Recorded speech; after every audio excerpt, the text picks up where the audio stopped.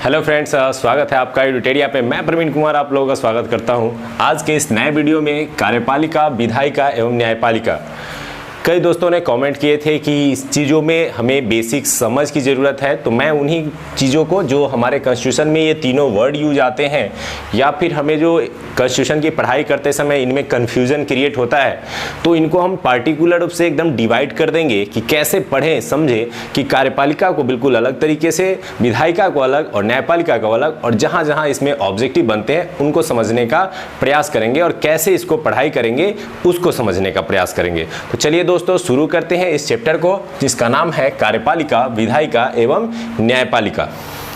सबसे पहले भारत में जो है वो संसदीय व्यवस्था अपनाई गई और जो संविधान बनाया गया उसमें तीन तरह से कार्य करने वाले तीन अंग बनाए गए, एक कार्यपालिका, दूसरा विधायिका और तीसरा न्यायपालिका। सबसे पहले समझते हैं कार्यपालिका कौन है और इनका कार्य क्या होता है।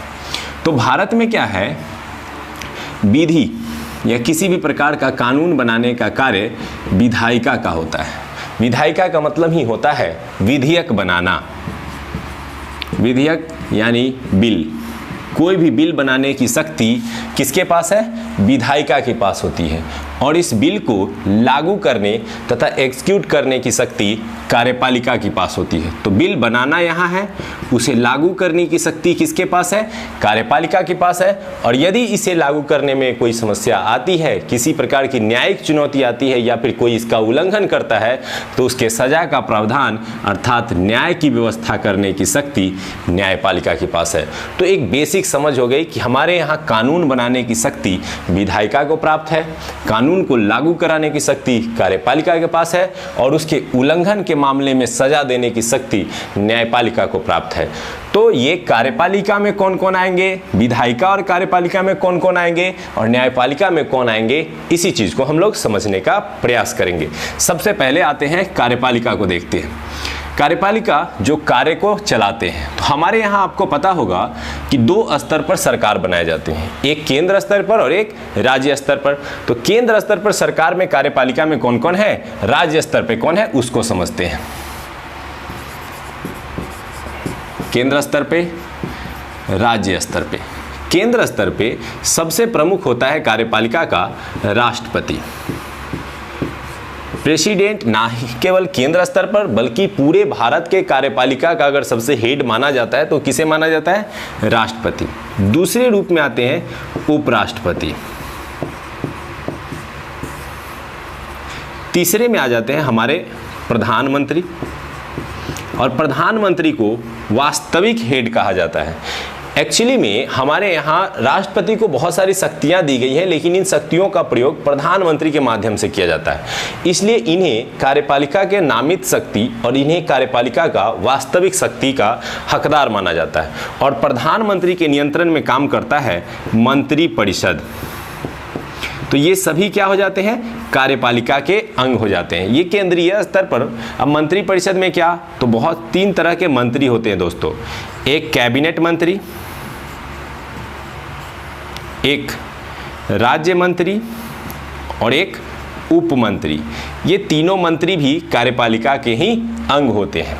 इसके अलावा इस कार्यपालिका को समझने के लिए आपको एक चीज़ और ध्यान रखना है कि हमारे यहाँ दो तरह के कार्यपालिका भी डिवाइड किए जा सकते हैं। एक को बोलते हैं अस्थाई और एक को बोलते हैं अस्थाई। अस्थाई कार्यपालिका में वे सदस्य आते हैं जो 60 या 62 साल की आयु के लिए चुने जाते हैं। जैसे आप आईएएस अधिकारी वगैरह को देखते हैं, वो क्या होते हैं? नियमित होते हैं, उन्हें जॉब दिया जाता है, उन्हें जॉब लेटर मिलता है और वो फिक्स होते हैं। तो वैसे अधिकारीगण जो एक निश्चित सीमा यानी लगभग 60 वर्षों की आयु तक के लिए कार्यकाल के लिए कार्यपालिका का अंग बनते हैं, वे अस्थाई कार्यपालिका कहलाते हैं। और ये जो हमारे यहाँ पे राष्ट्रपति, उपराष्ट्रपति, प्रधानमंत्री, मंत्रिपरिषद, ये सभी 5 वर्षों के लिए चुने जाते हैं। तो इसलिए इन्हें क्या कहा जाता है? अस्थाई कार्यपालिका कहा जाता है। तो इस अस्थाई कार्यपालिका के केंद्र के समान ही दोस्तों यहाँ राज्य में भी कार्यपालिका होती है। और राज्य में हम लोग देख सकते हैं राज्यपाल, मुख्यमंत्री, मंत्रिपरिषद, ये क्या हो गए, राज्य के कार्यपालिका हो गए। और यहाँ हमने देखा था केंद्र के, ये राज्य में अस्थायी कार्यपालिका है, ये केंद्र में अस्थायी कार्यपालिका है। अस्थायी कार्यपालिका दोनों जगह होते हैं और वो अधिकारीगण होते हैं जो अधिकारी के रूप में सेवा देते हैं, सचिव के पद पे होते हैं, ये सब क्या होते हैं, अस्थायी कार्यपालिका के अंग होते हैं। ठीक है दोस्तों, तो चलिए अब हम लोग इसकी ओर बढ़ते हैं। अब इसी अस्थायी कार्यपालिका या अस्थायी कार्यपालिका है, इसके बारे में स्पेशली हम लोगों को पार्टिकुलर रूप से पढ़ना है। जैसे राष्ट्रपति, तो राष्ट्रपति चैप्टर को पढ़ना है। राष्ट्रपति चैप्टर से जितने ऑब्जेक्टिव आ सकते हैं, क्या उनकी शक्तियां हैं, क्या उनके कार्य है, उनकी पदावधि क्या होती है, कितने बार चुने जा सकते हैं, शपथ कौन दिलाता है, तो ये सब बारी बारी से आपको राष्ट्रपति चैप्टर, फिर उपराष्ट्रपति, फिर प्रधानमंत्री, मंत्रिपरिषद, फिर राज्य में आएंगे तो राज्यपाल, मुख्यमंत्री आदि, ये क्रमशः आपको पढ़ना पड़ेगा, तब जाकर कार्यपालिका पूरी तरह से आपको समझ में आएगा। फिलहाल हमने एक बेसिक स्ट्रक्चर समझा कि किस प्रकार से अस्थायी और अस्थायी में कार्यपालिका विभाजित है, केंद्र और राज्य स्तर पर कार्यपालिका विभाजित है, राज्य के कार्यपालिका का हेड राज्यपाल होता है और केंद्र के कार्यपालिका का हेड राष्ट्रपति होते हैं। उसी तरह से अब आते हैं विधायिका में, और ये जो विधेयक बनाने संबंधी काम है ये भी दो जगह देखे जाते हैं, एक केंद्र में होता है और एक राज्य में होता है। आपको मैंने पढ़ाया था स्पेशली सूचियों में कि 3 प्रकार की सूचियां हैं, केंद्र सूची, राज्य सूची और समवर्ती सूची। तो जो केंद्र सूची है उन विषयों पर जब विधि बनाने की बात आती है तो वो किसके द्वारा बनाया जाता है, केंद्र द्वारा। जो राज्य सूची की विषय है उस पर कानून बनाने का मुख्य अधिकार किसको है, राज्य को। और जो समवर्ती सूची है उनमें दोनों बना सकते हैं। तो ये जो केंद्र में या राज्य स्तर पर विधायिका काम करता है वो उनका मुख्य काम होता है विधि बनाना। विधि बनाने के लिए केंद्र स्तर पर जो व्यवस्था की गई है उसका नाम है संसद, और राज्य स्तर पर जो व्यवस्था है उसका नाम है विधान मंडल। अब केंद्र में कानून बनाने के लिए इस संसद के 2 अंग होते हैं, लोकसभा तथा राज्यसभा, और ये दोनों सदन मिलकर के कोई भी विधेयक तैयार करते हैं। और इसी सदन के मेंबर को हम लोग क्या बोलते हैं, विधायिका। केंद्रीय स्तर पर जो ये इसके मेंबर और इसके मेंबर होते हैं वास्तव में उसे सांसद कहा जाता है, एमपी, मेंबर ऑफ पार्लियामेंट, और ये विधायिका का अंग होते हैं और विधेयक बनाने का काम करते हैं। जब राज्य स्तर पे आते हैं तो विधानमंडल में भी 2 स्तर देख सकते हैं आप, और इसमें आप देखेंगे विधानसभा और देखेंगे विधान परिषद।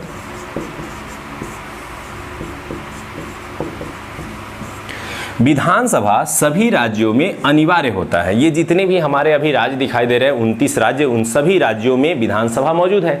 इसके अलावा 2 केंद्र शासित प्रदेश दिल्ली एवं पुदुचेरी में भी विधानसभा है। लेकिन विधान परिषद जो होता है वो सभी राज्यों में अनिवार्य नहीं है। यह डिपेंड करता है उस राज्य पर कि क्या वो विधान परिषद रखना चाहते हैं या नहीं। ये विधान परिषद रखने वाले अभी राज्यों की संख्या 7 बताई जा रही है, ठीक है। और ये अगर राज्य चाहे तो इसे हटा भी सकते हैं, राज्य चाहे तो इसे अपना भी सकते हैं, तो ये चलता रहता है।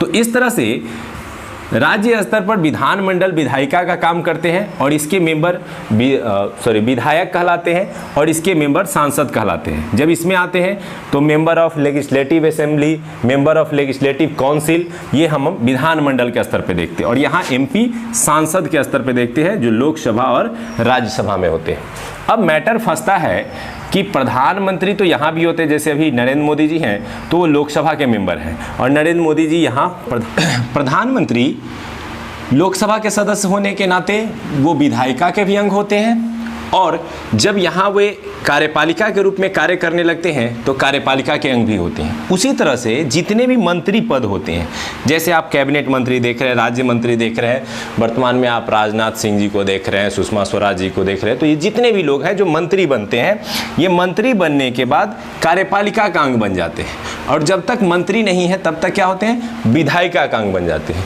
तो एक ही व्यक्ति कार्यपालिका भी हो सकता है उसी समय और विधायिका भी हो सकता है। जब वह संसद में बिल पास करने के लिए जाता है तो वह विधायिका के रूप में काम करता है, और जब वह अपने मंत्रालय में रह के कार्य करता है तो उस समय वह कार्यपालिका काम करते हैं। जैसे सरकार पक्ष के कई मेंबर कार्यपालिका के साथ काम करते रहते हैं, जो विपक्ष में बैठे लोग होते हैं वो केवल विधायिका के रूप में ही काम कर पाते हैं। तो इस तरह से विधायिका के सदस्य कार्यपालिका के भी मेंबर हो सकते हैं। ये हमेशा आपको याद रखेंगे कि विधायिका और कार्यपालिका में एक बॉन्डिंग चलता रहता है, इसके मेंबर इसके भी मेंबर है और इसके मेंबर इसके भी मेंबर है। और विधायिका कौन कौन थे, कार्यपालिका कौन कौन थे, इसे हम लोगों ने आसानी से समझ ली। अब आते हैं न्यायपालिका की।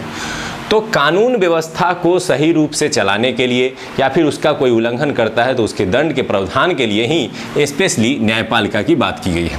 भारत में न्यायपालिका को स्वतंत्र रखा गया है और उसे एकीकृत रूप में ढाला गया है, यानी ऊपर से लेकर नीचे के रूप में एक श्रृंखलाबद्ध रूप में सजाया गया है।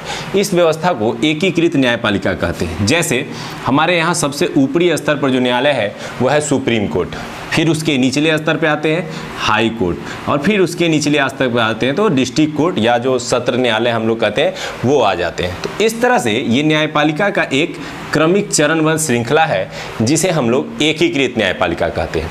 अब इसमें ये केंद्र और राज्य वाली बात नहीं होती। ऐसा नहीं है कि केंद्र का कोर्ट है सुप्रीम कोर्ट और राज्य का कोर्ट है हाई कोर्ट, ऐसा नहीं है। राज्य स्तर पर सबसे बड़ा न्यायालय उच्च न्यायालय है, लेकिन केंद्र स्तर पर सबसे बड़ा न्यायालय सुप्रीम कोर्ट है। इसका यह तात्पर्य नहीं लगाया जा सकता है कि यह राज्य का है और यह केंद्र का। वास्तव में यह एक क्रमिक श्रृंखला है जिसमें विधिवत रूप से यदि यह इस कोर्ट के फैसले को आप नहीं मानते हैं तो यहाँ अपील कर सकते हैं, यहाँ को नहीं मानते हैं तो यहाँ अपील कर सकते हैं। तो ये न्यायपालिका एकीकृत है, स्वतंत्र है और निष्पक्ष रूप से काम करती है। आपको मैंने एक अनुच्छेद पढ़ाया था, अनुच्छेद 50 याद होगा राज्य के नीति निर्देशक तत्वों में, जिसमें मैंने बताया था कि अनुच्छेद 50 कहता है न्यायपालिका और कार्यपालिका का पृथक्करण। यहाँ विधायिका और कार्यपालिका आपस में जुड़कर काम करते हैं, मिलकर काम करते हैं, लेकिन इसमें यही बताया गया हमारे कॉन्स्टिट्यूशन में कि न्यायपालिका और कार्यपालिका को पृथक रखना चाहिए। क्यों रखना चाहिए दोस्तों? यदि आप एज ए एग्जाम्पल समझते हैं, यदि यहाँ सरकार और यहाँ जज दोनों एक दूसरे से साठ-गांठ रखेंगे तो किसी भी कीमत पर निष्पक्ष न्याय नहीं हो पाएगा, ना ही सरकार पर न्यायपालिका किसी परिस्थिति में अच्छे काम करने के लिए दबाव बना पाएगी। तो इसीलिए अगर ये दोनों एक दूसरे से अलग रह के काम करते हैं तो जनता की भलाई अधिक हो पाती है और जो लोक कल्याणकारी राज्य की स्थापना की बात हम करते हैं हमारे संविधान में वो पूरा हो पाता है।